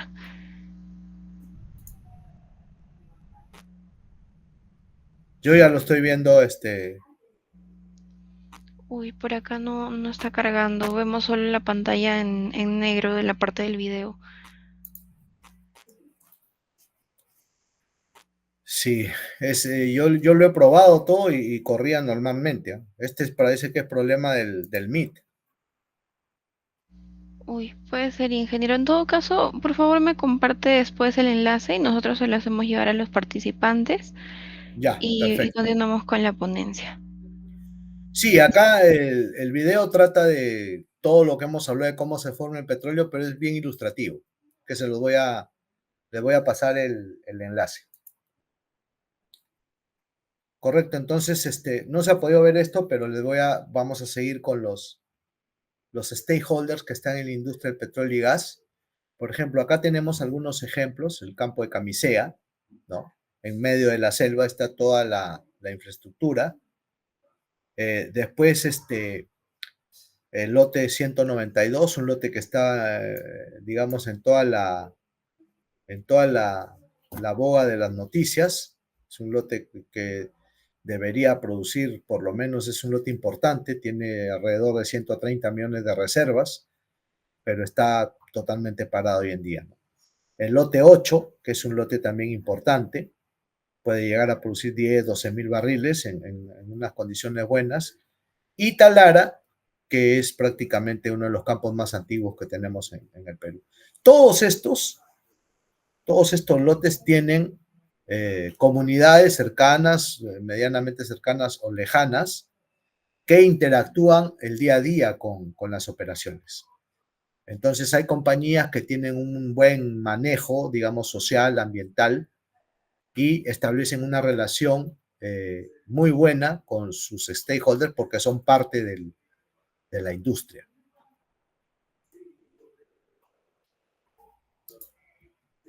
¿no? Ahora, esta industria ha ido evolucionando y fíjense, en el mar, lo que teníamos en Talara, que eran plataformas asentadas al piso, al fondo marino, y hoy en día pues tenemos un tipo, una variedad tremenda, ¿no? Tenemos plataformas fijas al fondo del mar, tenemos plataformas de torre, elevables, plataformas flotantes, tensionadas con cables, sumergibles, semisumergibles, en barcos. Todo esto ha cambiado. Son unos verdaderos hoteles en el medio del mar con sus equipos de perforación, tienen helipuertos, tienen centros comerciales. Es realmente impresionante cómo ha evolucionado, ¿no?, la industria del petróleo en el mar. Y obviamente son producciones que superan los 100.000, 200.000, 300.000 barriles por día, y es donde se tiene mucho, mucho cuidado y mucha planificación para evitar estos desastres ecológicos como son los derrames, ¿no? Ahora, nuestro país tiene 18 cuencas, o sea, 18 lugares donde podemos encontrar petróleo y gas. Tenemos la cuenca Tumbes, Talara, Sechura, Trujillo, Salaberry, Lima, Pisco, Mollendo. Estas en color naranja están en el mar, entre tierra y mar. Las amarillas están en la selva, en la sierra. De estas 18 cuencas, solo 6 tienen producción, ¿no? Que son estos círculos verdes que ven aquí, ¿no? Y Camisea, que está acá en el círculo rojo. Son los 6 de las 18. Las 12 cuencas restantes tienen un potencial para contener hidrocarburos. Ahora se está explorando en Trujillo, se ha explorado en Salaverry, en Lima, en Pisco, se ha explorado en la cuenca Santiago, en la cuenca Guayaga. O sea, han habido mucha actividad de exploración, pero yo creo que esta actividad va a seguir y vamos a tener de repente petróleo en muchos de estos lugares. Ahora, hemos aprendido de lo que teníamos en Talara desde 1863 a la fecha en temas de convivencia. Entonces creo que hay mucho por hacer, mucho por regular, mucho por revisar, por auditar. Ahora, los actores que conviven actualmente con los hidrocarburos están pues el Estado, los ministerios, los gobiernos regionales, ¿no? Todo lo que involucra el Estado. Están las personas, la sociedad civil, universidades, colegios, personas, digamos, todo tipo de actividad que realicen. Están las ONGs, están los institutos, ¿no? están los institutos científicos, universidades, centros de investigación, y están la empresa inversionistas, que son los que ponen y arriesgan su dinero para que esta actividad, digamos, se relacione y interactúen todos estos actores. Es por eso que los stakeholders deben estar vigilantes de estas actividades, para que ellos puedan a veces alertar, ¿no? En el caso de que ocurra un accidente, como ya ha ocurrido en nuestro país. No esperar que se resuelva de manera burocrática, se tiene que actuar de inmediato. Pero estos son todos los actores que involucran a nuestra industria y debemos, y hay una serie de regulaciones, una serie de leyes que regulan cada parte de estos estadios de la cadena de valor, ¿no? Por ejemplo, los pescadores ahora se está explorando en el mar, ellos son personas que deben ser bien informadas de esta actividad. Los agricultores, ¿no? Que están en la selva, en la sierra, donde a veces pasan por ahí ductos o se quieren implementar una nueva actividad. Entonces, todo esto tiene que ser conocido, tiene que ser informado para que estas personas estén alertas y sobre todo estén siempre custodiando por el bien de las actividades que realizan allí. Comunidades nativas, ¿no? Comunidades campesinas. Muchas veces van las empresas y no informan de manera adecuada y después cuando ocurre algún accidente, un problema, comienzan, digamos, estas manifestaciones, estos problemas que a veces traen consecuencias, pues, para la vida, ¿no? Tenemos colegios, universidades, todos tienen que estar enterados de qué actividad se va a realizar, ya sea en su mar, que esté cerca a sus actividades, o cerca a los lugares donde ellos habitan, porque ellos van a ser usuarios finales de estos hidrocarburos, ¿no? La sociedad civil en general, yo me acuerdo que cuando hacíamos talleres informativos, muchas veces iban las personas más antiguas de las localidades a enterarse de qué se trataba de los proyectos. Pero autoridades iban muy pocas, personas, por ejemplo, estudiantes, muy poquitos, estudiantes de universidades, muy poquitos, pero más las personas mayores, quizás porque tenían poco más de tiempo, estaban al pendiente de qué se iba a realizar y a veces, muchas veces sus relatos ayudan a la compañía a ver cómo atacar, digamos, algunos problemas que se puedan presentar durante su operación. ¿Qué conclusiones podemos sacar de esto para ir terminando y poder dar paso? Qué lástima que no ha pasado el video, pero me comprometo a enviárselo a la coordinadora para que se los haga llegar, al menos el link, ¿no? Los hidrocarburos seguirán siendo la principal fuente de energía en el mundo, y eso es innegable. La convivencia diaria con los hidrocarburos, por ende, seguirá vigente por muchos años en el futuro.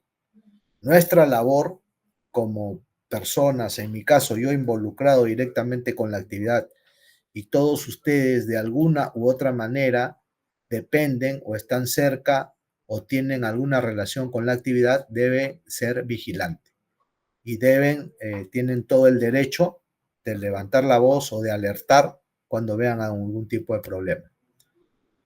La transición energética es una realidad, sí, es una realidad hoy.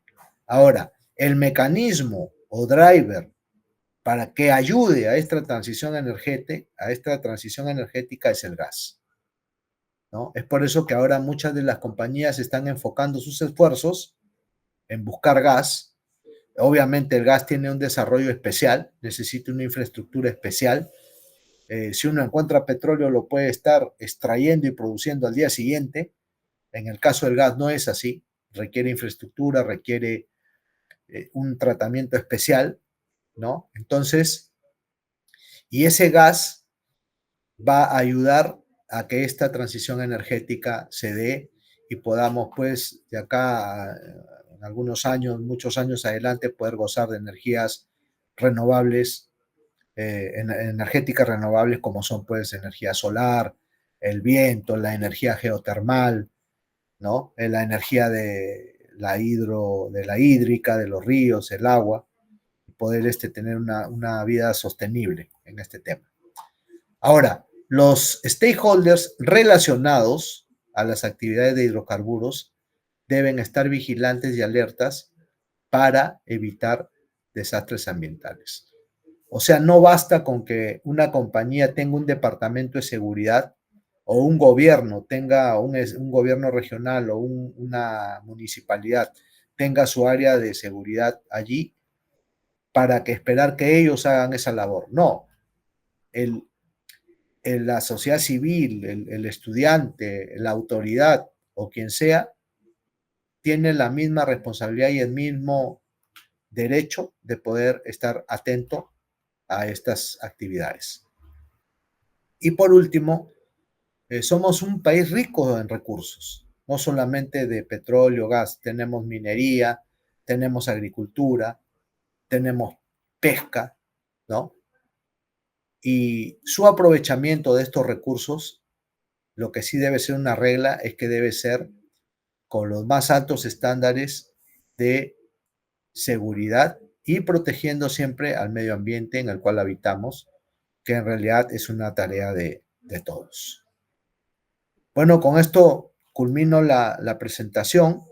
Si hubiese alguna pregunta, alguna duda, algún comentario, con todo gusto. Ingeniero, muchísimas gracias por la ponencia de hoy. Muy interesante el tema que hemos abordado, que sobre todo resalta lo importante que es en el Perú el tema de los hidrocarburos y el derrame de los mismos. Estamos activando, antes de cerrar la sesión de hoy, los micros y el chat para los participantes, de modo que pueden hacer llegar sus consultas o quizá comentarios finales. Los invitamos a participar, pueden levantar la mano, escribir en el chat también o encender el micro. Aprovechamos también estos últimos minutos para volver a comentarles que nosotros estamos iniciando una especialización en derrame de hidrocarburos el 20 de marzo, así que los invitamos a revisar la información de esta especialización. Pueden encontrar el brochure en nuestra página web, seoacademy.edu.pe, en donde detallamos todos los temas que vamos a abordar, a cargo de qué docente se va a estar impartiendo esta especialización, donde por supuesto también se encuentra el ingeniero Carlos. Entonces esperamos que se puedan unir a esta especialización. Ok, me parece que no hay consultas, ingeniero, entonces, ok, veo una mano levantada de Paul. ¿Qué tal, profesor? Buenas noches. Le saluda Gerson Rojas. ¿Cómo está, Gerson? Buenas noches. Tuve la oportunidad también de trabajar en Talara en el año 2011 hasta el 2016. Que le habla también visitó las plataformas petroleras de Petroperú. Las inspecciones que hacía técnicamente hablaban sobre algunas plataformas que ya dejaban de funcionar, que ya no se podía sacar más petróleo. Y lo que hacían el personal indicaban que hacían algunos tipos de explosiones para nuevamente reactivar el petróleo. Eso preocupaba a los pescadores de la zona, indicaban que eso hacía espantar hacia a la especie hidrobiológica. ¿Qué tan cierto es? Esa es mi pregunta. Gracias. Por lo que entiendo, explosiones se refiere a algún método de exploración. Sísmica, Eh, supongo. sí, indicaban que cuando ya casi no salía mucho el petróleo, hacía un tipo de, bueno, yo me recuerdo que lo llamaban tipo de explosiones, que lo hacían así. Ya, bueno, no son explosiones. Cuando, digamos, se acaba un reservorio o ya se depleta, como se le dice técnicamente, hay métodos para buscar hidrocarburos. Uno de ellos es el método sísmico, que en el pasado, o sea, hace muchísimos años atrás, la fuente de energía era hacer una explosión con dinamita, como en algún momento también se pescaba así. Pero esto hoy en día no se hace. Hoy en día lo que se hace es generar burbujas, ¿no? A presión, burbujas a alta presión, que generan ondas que viajan a través del subsuelo y te pueden indicar otras zonas donde se encuentran hidrocarburos. Pero explosiones no se hace pues muchísimos años. Lo que sí sucede es que hay un desconocimiento por parte de los pescadores, porque piensan que cuando se hace este trabajo de adquisición sísmica, así se llama, piensan que la pesca se va a ahuyentar o se va a matar, digamos, a los peces o a las larvas. Pero esto ha evolucionado tanto este método que lo que se hace es un inicio progresivo. O sea, es como si tú soltaras el aire de un globo en una tina de agua y esto genera una serie de burbujas. Obviamente, cuando esto sucede, tú pones un pez pequeño en esa zona y el pez siente esa burbuja, lo que hace es huir, ¿no? Entonces, ese sistema de adquisición de información usa este método con el objeto de ahuyentar las especies temporalmente y una vez que la embarcación que está haciendo este trabajo pasa, nuevamente digamos, los peces, los organismos que allí viven, regresan porque es allí donde se alimentan digamos, de lo que hay en el mar. Ahora, esta actividad se ha hecho, pues, en el Perú desde la década del 70 y nunca digamos, habido disminución de la pesca o de los niveles de pesca. Los niveles de pesca o lo que le llaman la depredación del mar tiene otros motivos. Y estas prácticas de adquisición se realizan en todo el mundo. Obviamente hay pues extremos. Hay gente que dice que esta actividad no causa ningún impacto, lo cual no es cierto tampoco. Toda actividad del ser humano causa impacto, en mayor o en menor grado, pero hay otros que dicen que, no que causa demasiado impacto, o sea que es un desastre. Y eso tampoco es cierto. Ahora, eso es en función a la actividad. En el caso de, derrames, sí el impacto es mucho mayor y esto sí debe ser tratado pues con mucho cuidado. Me refiero a la operación per se y también al manejo, a estar alertas con los estándares de seguridad que requiere la industria. Eso es lo que realmente pasa. Muchas gracias por la respuesta, ingeniero. En el chat vemos algunos mensajes de felicitaciones y me parece que ya con eso estaríamos cerrando la sesión. Muchas gracias, ingeniero, por la ponencia de hoy, muy importante, como comentaba hace un momento, dentro del rubro de los hidrocarburos. Muchas gracias también a quienes se han animado a participar, a los asistentes por su atención. Esperamos verlos en la especialización que estamos iniciando el 20 de marzo. Si es que tienen alguna duda o consulta, pueden contactarnos mediante nuestros canales de atención, que también los encuentran en nuestra página web. Gracias nuevamente a todos. Buenas noches. Muchas gracias.